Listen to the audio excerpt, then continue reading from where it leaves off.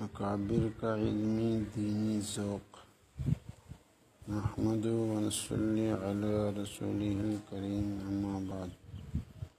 دہلی میں ایک بزرگ تھے، انہوں نے ایک صاحب کو اپنے پاس رکھ کر تربیت کی، ذکر و شغل کی تعلیم دی۔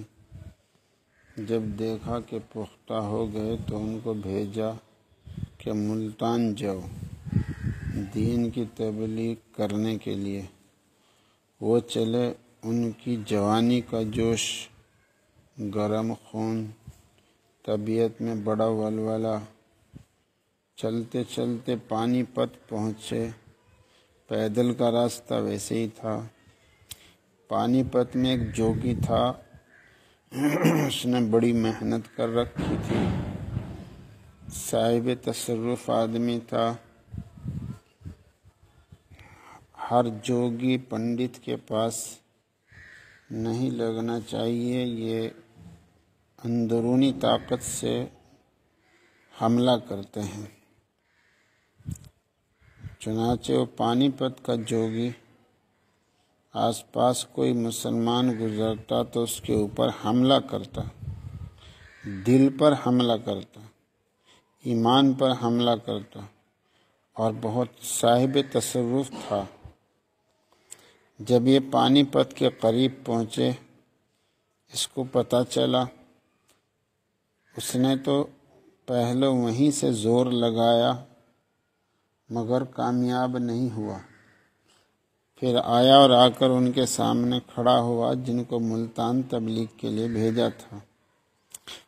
جوگی نے پوچھا، تو کون ہے، کہاں جاتا ہے، کیا کہتا ہے؟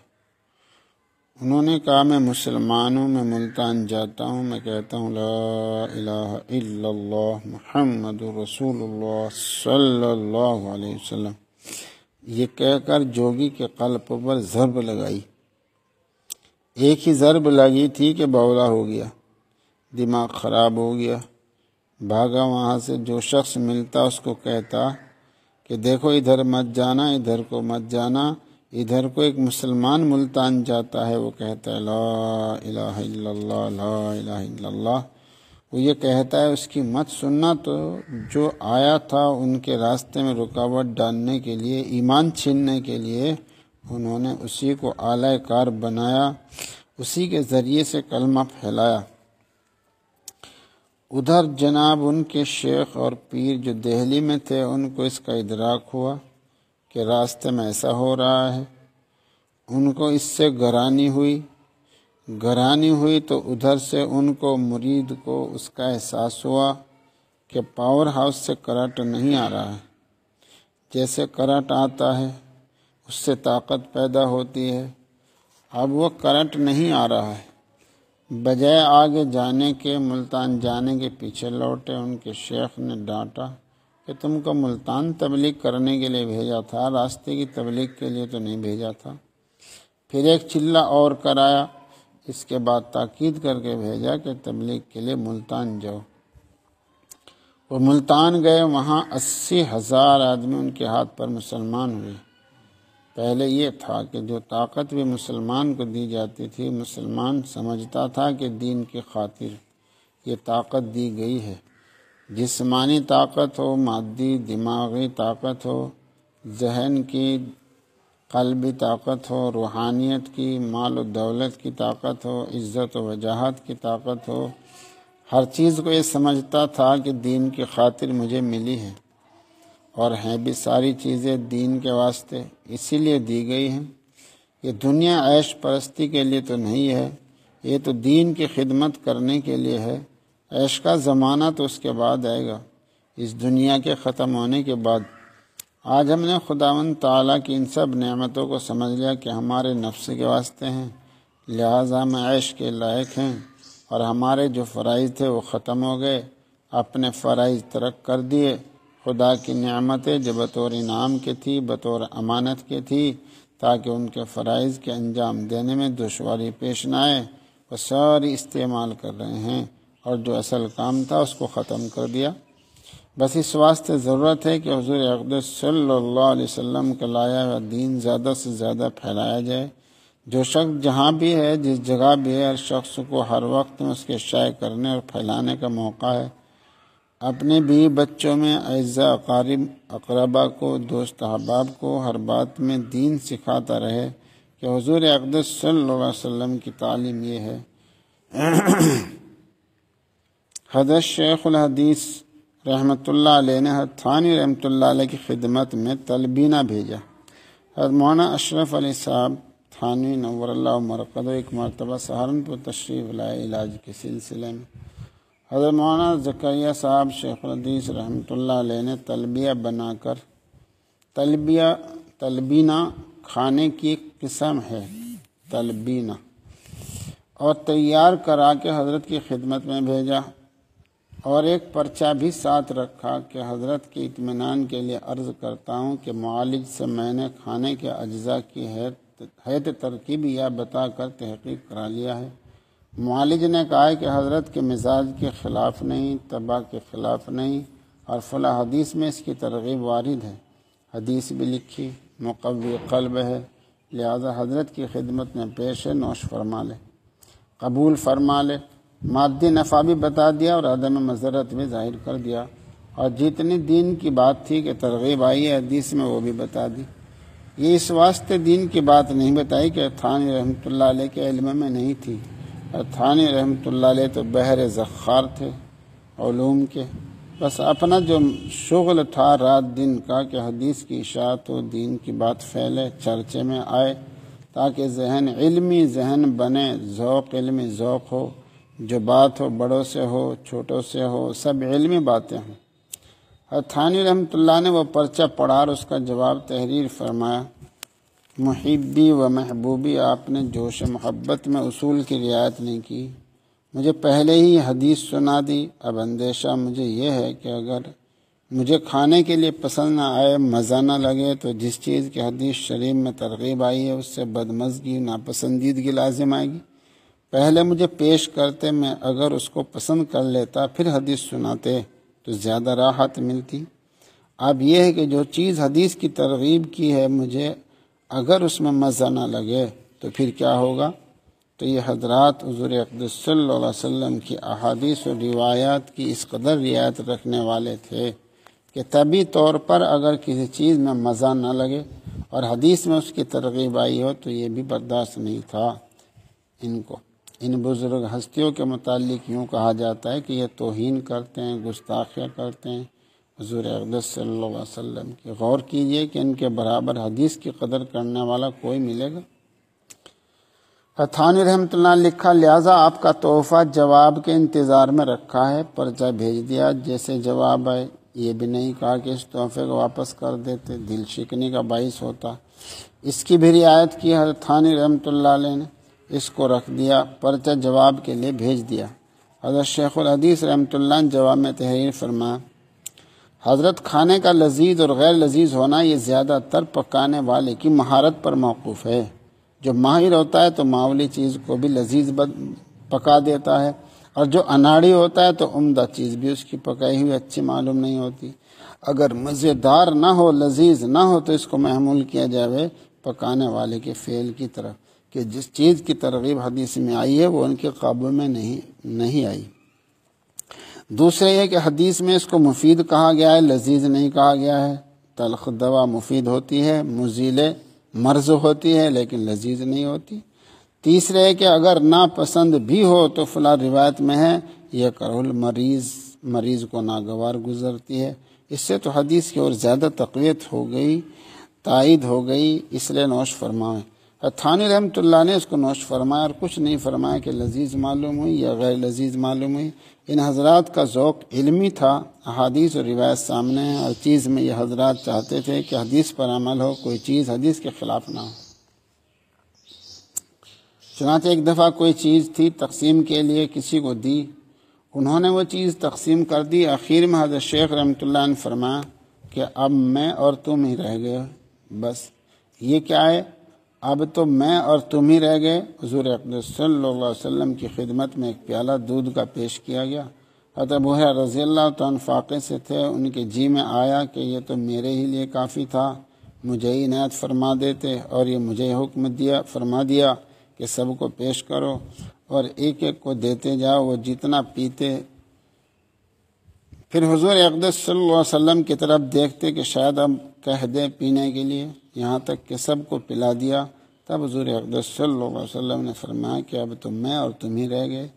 اتنی بات میں حدیث کا اتباع ہو گیا کہ حضور اقدس صلی اللہ علیہ وسلم نے فرمایا۔ اسی وجہ سے ان حضرات کے علوم تازہ رہتے تھے۔ ایک سفر میں حضرت مولانا خلیل احمد صاحب، حضرت مولانا اشرف علی صاحب رحمہ اللہ تعالیٰ دونوں تھے۔ کسی جگہ پر پہنچ کر قیام فرمایا۔ ایک صاحب جو ہے تھانی رحمۃ اللہ علیہ خدام میں تھے، انہوں نے ایک گھڑی پیش کی حضرت تھانی رحمۃ اللہ علیہ کی خدمت میں ہدیۃً۔ حضرت تھانی رحمۃ اللہ علیہ کے یہاں ہدیہ قبول کرنے کے شرائط، حضرت تھانی رحمۃ اللہ علیہ کے یہاں ہدیہ قبول کرنے کی بھی بڑے شرائط تھے، جلدی سے قبول نہیں فرماتے تھے اور مستثنیات بھی تھے۔ شکر کا واقعہ، ایک شخص سے لال شکر گڑ کی جو اس کے یہاں کھیت میں گنے کی بنتی تھی ذرا سے لے کر آیا۔ حضرت تھانی رحمۃ اللہ علیہ خدمت میں پیش کی، حضرت نے قبول فرما لی اور تقسیم بھی کرا دی۔ وہ ذرا سی آئی، حصے میں سب نے کھا لی۔ اس کے بعد وہ شخص کہنے لگا حضرت جی میں مرید ہوں گا۔ حضرت نے فرمایا کہ ہمارے یہاں تو یہ قانون نہیں مرید کرنے کا۔ اس نے کہا میں قانون نہیں جانتا، میں تو مرید ہوں گا۔ حضرت نے کہا بھائی ہم اس طرح سے مرید نہیں کیا کرتے۔ اس نے کہا اچھا تو پھر میری شکر واپس کر دو۔ حضرت نے فرمایا شکر تم نے اس واسطے دی تھی؟ کہنے لگے جی ہاں میں نے تو اسی واسطے دی تھی۔ حضرت نے فرمایا کہ تو نے بتایا کیوں نہیں تھا؟ کہا کہ آپ نے پوچھا کہاں تھا، پوچھتے تو بتاتا۔ فرمایا کہ اچھا کتنی تھی؟ اس نے کہا کتنی وتنی نہیں، میں تو وہی لوں گا۔ حضرت نے اسے مرید کر لیا۔ جب سب طرف سے راستہ بند ہو گیا تو اس نے کہا کہ اجی مجھے وظیفہ بھی بتا دو۔ حضرت کے یہاں یہ دونوں کام ساتھ ساتھ نہیں ہوتے تھے کہ بیعت بھی ہو جائیں اور وظیفہ بھی بتا دیں، مگر اس کو وظیفہ بھی بتا دیا۔ اس نے کہا جی مجھے تبرک بھی دے دو۔ حضرت نے ایک تسبیح دی تبرک میں۔ اس نے کہا اجی میں خدمت بھی کروں گا۔ حضرت نے پیر آگے پھیلا دیا، اس نے دبا لیا، پھر چلا گیا۔ حضرت نے بعد میں فرمایا کہ بڑی پکی قسمت کا تھا، اپنی ساری ضدیں پوری کرا لی، اور جہاں کہیں رد و قدا ہوتا ہے وہاں یہ بھی ہوتا ہے۔ ککڑی کا ایک واقعہ، ایک مرتبہ ایک شخص نے اپنے کھیت سے ایک ککڑی لا کر پیش کی۔ حضرت نے فرمایا تم نے اس ککڑی کو پیش کرنے سے پہلے پیش کرنے کی اجازت مجھ سے کیوں نہیں مانگی؟ اس نے کہا غلطی ہو گئی۔ حضرت نے فرمایا اس کی سزا تجویز کرو۔ اس نے کہا حضرت جو سزا تجویز فرمائیں۔ فرمایا اچھا دیکھو وہ اعلان لگا ہوا ہے، اس میں ہدیہ پیش کرنے کا قانون ہے، اس کو پڑھو اور پڑھنے کے بعد آ کر مجھ سے اجازت طلب کرو ککڑی پیش کرنے کی، جب میں اجازت دوں تب پیش کرو۔ اس نے کہا وہ اعلان تو میں نے پہلے ہی پڑھ لیا تھا۔ فرمایا تم نے اور تکلیف پہنچائی۔ اس نے کہا یہ غلطی ہو گئی۔ حضرت نے فرمایا اچھا ککڑی اٹھاؤ، اپنے کھیت پر جاؤ، کھیت سے پھر آؤ، پھر اس اعلان کو پڑھو، پڑھ کر مجھ سے اجازت طلب کرو، پھر پیش کرو۔ اس نے کہا جی حضرت جی میں کھیت میں جاتا پھروں گا۔ حضرت نے فرمایا تم نے اور تکلیف پہنچائی۔ اس نے کہا غلطی ہو گئی۔ حضرت نے فرمایا ککڑی اٹھاؤ چلے جاؤ، آئندہ مت آنا۔ بس وہ اپنی ککڑی اٹھا کر السلام علیکم کہہ کر چل دیا۔ حضرت نے وعلیکم السلام، اور جو ہدیہ دینے والے ہوتے تھے وہ بھی عجیب عجیب حرکتیں کرتے تھے۔ ایک صاحب مہمان آئے، اس زمانے میں اسٹیشن تھانہ بھون کا نہیں تھا، جلال آباد کا تھا۔ ایک مزدور کے سر پر 3 مٹکیاں لے کر آئے اور خانقاہ کے دروازے پہ پہنچ کر اس کے پیسے دے رہے تھے۔ پیسے دینے میں گڑبڑ ہو گئی، وہ کچھ زیادہ مانگتا ہے، یہ کچھ کم دیتا ہے۔ بہرحال وہ تو نمٹ گیا۔ ادھر تھانی رحمۃ اللہ علیہ بھی دروازے پر پہنچ گئے، سلام و مصافحہ کیا مٹکیاں پیش کی۔ حضرت نے پوچھا یہ کیا ہے؟ کہا جی بالوشاہی ہے، ہدیہ ہے آپ کی خدمت میں۔ فرمایا تم نے اجازت مانگی تھی؟ کہا کہ جی ہاں۔ فرمایا خط دکھلاؤ۔ خط دکھلایا، اس میں لکھا تھا کہ میرے یہاں بالوشاہی بہت لذیذ ہوتی ہے، مجھے اجازت دیجیے خدمت میں لانے کے لیے۔ حضرت نے فرمایا کہ اجازت ہے صرف 3 عدد لانے کی۔ حضرت نے فرمایا کہ اس میں 3 عدد لکھی ہیں۔ کہا کہ بس 3 ہی ہیں۔ اس نے باقاعدہ حلوائی سے بنائی اور ایک بالوشاہی ایک مٹکے کے برابر۔ اس نے کہا حضرت میرا جی چاہتا ہے کہ میں زیادہ لوں، مگر حضرت نے پابندی عائد کر دی تو اس کے سوا صورت کیا ہو سکتی تھی؟ جتنے حضرت گرفت کرتے تھے ہوشیار لوگ اس گرفت سے بچ کر نکلنا چاہتے تھے۔ ایک صاحب عالم آدمی لمبے لمبے خطوط لکھتے تھے، اصلاحی خطوط ہوتے تھے، حضرت نے لمبے خطوط لکھنے کو منع فرمایا اور فرمایا کہ ایک خط 3 سطر سے زیادہ مت لکھو۔ اچھی بات ہے، اب کہ جو لفافہ بھیجا ہے لمبا کاغذ لے کر اور اس کی پوری لمبائی میں 3 سطریں لکھی تھی، حضرت نے فرمایا یہ دیکھیے، یہ انہوں نے میری تحریر کا حاصل نکالا ہے۔ حضرت نے اس کو پڑھا نہیں اور لکھ دیا کہ 3 سطریں لکھو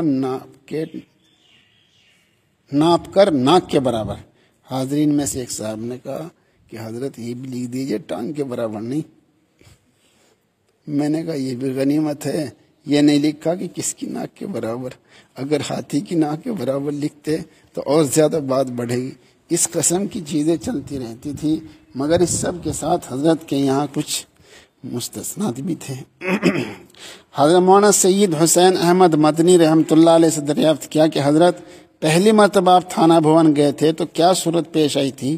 فرمایا میں گیا ہوں، رات کو گاڑی پہنچی اور میں اپنا بستر سر پہ رکھ کر جلال آباد سے وہاں تک پہنچا، پوچھ پاچھ کر کہ خانقاہ کا دروازہ کدھر ہے کھٹکھٹایا، خانقاہ کا ملازم آیا، اس نے کواڑ تو کھولے نہیں، کواڑ کی آڑ میں کو پوچھا کون؟ میں نے کہا حسین احمد۔ کہا یہاں دروازہ بند ہونے کے بعد کھلنے کا قانون نہیں۔ سوچا اب کہاں جاؤں، کسی سے جان پہچان نہیں۔ آخر حضرت تھانوی رحمۃ اللہ علیہ کا مکان پوچھ کر وہاں جا کر دروازے کے سامنے بستر بچھا کر لیٹ گیا۔ صبح ہوئی، بستر لپیٹا، تھانوی رحمۃ اللہ علیہ تشریف لایا، دروازہ کھولا، حضرت نے فرمایا کون؟ عرض کیا حسین احمد؟ فرمایا ہے تم یہاں اس وقت کیسے؟ فرمایا کہ حضرت کا قانون کسی غریب کو خانقاہ میں داخلے کی اجازت دیتا ہے، وہاں غریبوں کے لیے دروازہ نہیں کھلتا ہے۔ یہ صورت پیش آئی، بس حضرت خانقاہ اپنے ساتھ لے گئے اور پہلا کام یہ کیا کہ اپنے خادموں سے جا کر کہا کہ دیکھو یہ مستثنی ہے، جب آئیں ان کے لیے دروازہ کھول دینا۔ اس لیے مستثنیات بھی ہوتے تھے۔